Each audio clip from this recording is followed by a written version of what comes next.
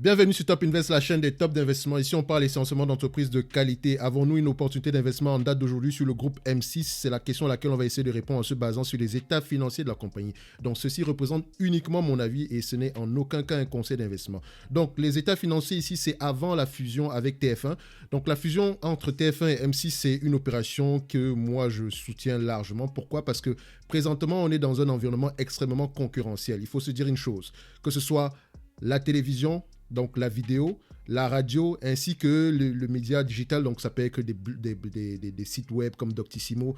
C'est uniquement la pub qui vous permet de pouvoir vivre, qui vous permet de pouvoir rémunérer vos investisseurs. Et vous êtes en concurrence avec des entreprises comme Facebook, Google, j'aurais dit Amazon également, d'accord? Donc, quand vous arrivez dans un environnement où non seulement il y a de plus en plus de concurrence, mais qu'également où le contenu est très très important, vous n'avez pas de choix que de vous mettre ensemble afin de pouvoir bander les muscles. Donc c'est très important. Donc je pense que la fusion TF1 et M6 c'est une bonne opération.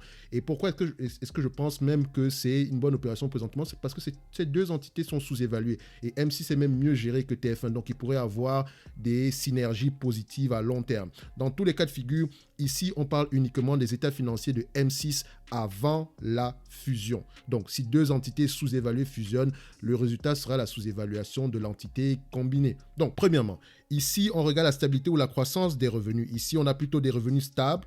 Je sais que vous voyez à peu près ici une certaine différence, mais les dernières années, c'est une entreprise, vous voyez, à peu près aux alentours de 1,2 milliard. Donc, moi, j'aime bien ce que je vois ici, c'est un checkmark. Ensuite, on regarde la marge brute. Est-ce qu'on a une marge brute stable ou croissante? On a une stabilité des marges brutes ici, checkmark également. Donc, après ça, on regarde la marge EBITDA. Est-ce qu'on a une marge EBITDA stable ou croissante? Donc, on a une stabilité des marges EBITDA, même si présentement, on a des marges EBITDA aux alentours de 25%. Donc, c'est une bonne chose, c'est une bonne information. Donc, le plus important ici, c'est qu'on ait déjà une stabilité. Donc, j'aime bien ce que je vois ici, c'est un checkmark. Ensuite, la dette nette sur EBITDA, est-ce que le ratio dette nette sur EBITDA est inférieur ou égal à 5? Surtout dans un environnement concurrentiel où il faut absolument créer de plus en plus de contenu, vous devez avoir un bilan immaculé. Présentement, l'entreprise actuellement a un ratio inférieur à 0,5, ce qui veut dire qu'on a plus de cash que de dette présentement. Donc, c'est un checkmark. Maintenant, au niveau de l'évaluation ici, je vais prendre en considération les free cash flow, la marge des free cash flow ici, la moyenne, la marge des free cash flow aux alentours de 11%. D'accord? Donc, je parle bien de la moyenne. Vous remarquez qu'ici, en date d'aujourd'hui, on a plutôt 22%, 12% en 2020. Donc, ici, je prends une marge aux alentours de 11%. D'accord? Donc, qu'est-ce que ça va nous donner ici en termes de multiples? Donc, le multiple que je vais utiliser ici, la moyenne ici des multiples est de 14 fois les bénéfices. Donc, vous remarquez qu'en date d'aujourd'hui, on a 9,87 fois les bénéfices. Donc, la moyenne est ici. D'accord? Ensuite, après ça, il faut qu'on prenne la base. Donc, la base sera aux alentours de 15 fois les bénéfices. Et le plus haut, on va se dire aux alentours de 17 fois les bénéfices. Vous remarquez que la valeur va se situer à ce niveau-ci. Donc, on pourrait déjà se dire qu'en date d'aujourd'hui, l'entreprise est sous-évaluée. Vu qu'on sait qu'il n'y a pas de dette, d'accord? Donc, ça vous donne déjà une information dans le futur. Donc, qu'est-ce que ça donne ici en termes de chiffres? En termes de chiffres, ça donne ceci.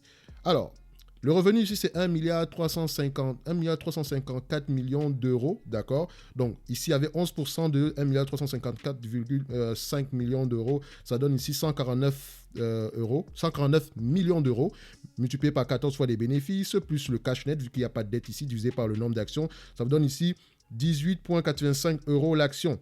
D'accord? Quand vous prenez le même calcul avec 15 fois les bénéfices, ça vous donne 20,08 euros l'action.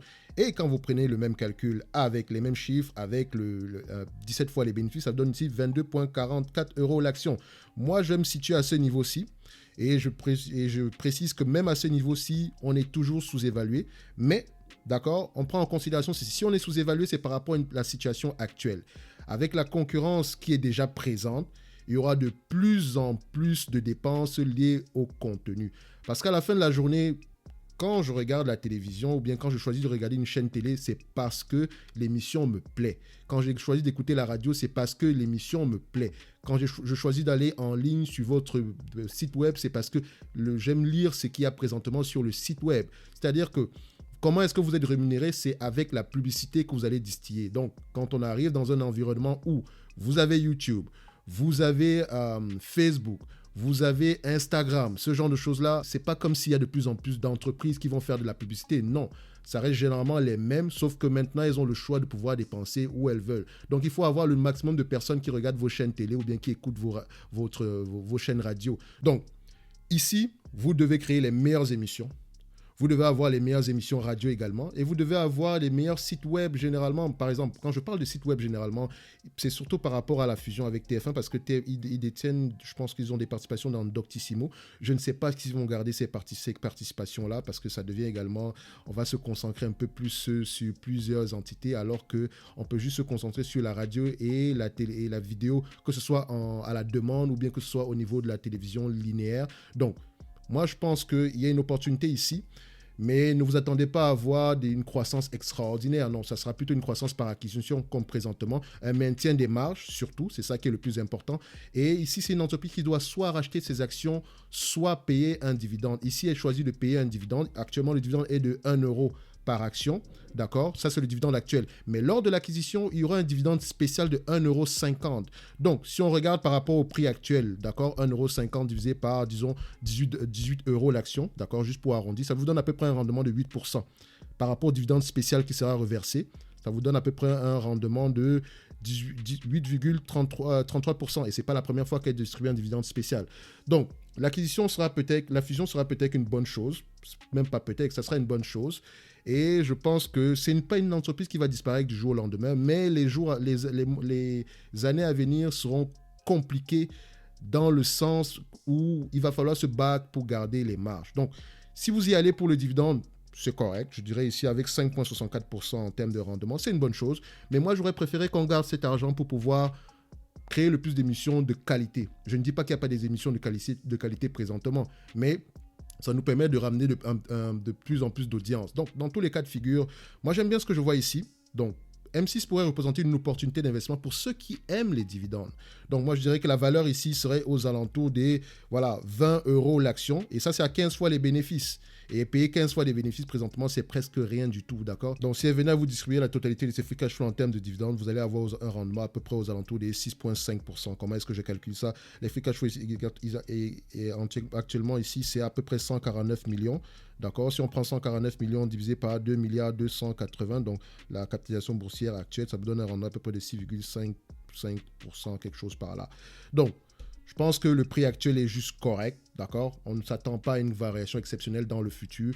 Donc, si on peut acheter cette entreprise aux alentours des 10 € l'action, ça sera un home run. Aux alentours des 15, des 14 €, 13 € par là. Mais déjà, le prix actuel n'est pas mauvais pour ceux qui aiment le dividende. Moi, personnellement, c'est pas comme si c'est pas une opportunité qui m'intéresse. La capitalisation, le free cash flow ici, enfin, au niveau des PER actuellement, les PER sont très bas. Pourquoi? Parce que les free cash flow sont plus élevés en date d'aujourd'hui. Donc, attention, est-ce que c'est durable? Point d'interrogation. Donc moi, je ne pense pas que ce soit durable dans le futur, mais déjà à 11%, on est correct. Donc, c'est-à-dire que le plus important, ce serait déjà d'acheter l'entreprise à bon prix. Et surtout, dans un environnement inflationniste, il faut faire attention au prix d'achat d'une entreprise. Et surtout, posez-vous les questions, est-ce que l'entreprise peut maintenir au moins ses revenus et ses marges dans le futur? C'est là que c'est l'une des questions les plus importantes. Donc, moi, j'aime bien le secteur des médias. C'est un secteur dans lequel je suis très, très investi. Donc, j'aime bien les compagnies comme Discovery. Donc, maintenant, ça s'appelle Warner Bros. Discovery. Également, vous avez des entreprises comme AMCX. Vous avez également des entreprises comme Paramount Global, anciennement Viacom. Et voilà, Netflix également. Je sais que beaucoup de gens détestent Netflix à ce moment-ci. J'aime bien Netflix, j'aime bien Disney. Donc, généralement, j'aime bien les secteurs d'activité que tout le monde délaisse. Pourquoi? Parce que surtout si le secteur d'activité ne va pas disparaître et surtout, après avoir compris qu'est-ce qui rend ce secteur exceptionnel. Généralement, le secteur des médias, c'est le contenu. Le contenu, c'est très important. Les gens viennent regarder vos affaires ou bien viennent regarder vous écoutent parce que vous avez du contenu de qualité.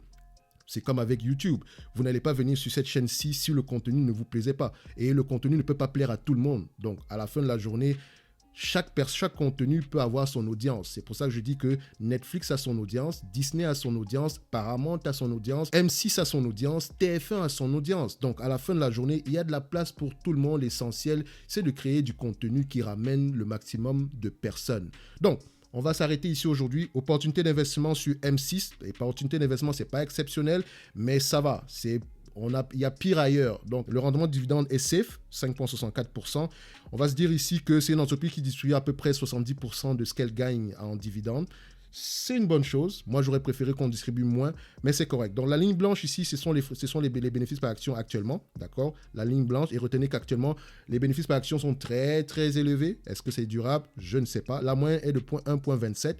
En date d'aujourd'hui, on paye 1 euro en termes de dividende, alors que la moyenne est de 1,96. Donc, généralement, ils ont tendance à réduire le dividende quand l'entreprise est un peu en difficulté ou bien quand l'environnement est en difficulté. C'est une bonne chose. J'aime bien ce genre de stratégie-là. En moyenne, ils ont à peu près un dividende aux alentours des 80 centimes d'euros l'action par là. Donc, c'est une bonne chose, bien géré, pas de dette. On a l'opportunité de pouvoir investir ici dans un secteur qui ne va pas disparaître et où il pourra avoir encore beaucoup de fusions et d'acquisitions. J'aime bien ce que je vois ici, opportunité d'investissement, mais n'oubliez pas, lisez vos rapports financiers, essayez de comprendre qu'est-ce qui pourrait faire à ce que M6 ne disparaisse pas du jour au lendemain. C'est très important. Donc, on se donne rendez-vous à la prochaine vidéo et d'ici là, portez-vous bien. Merci.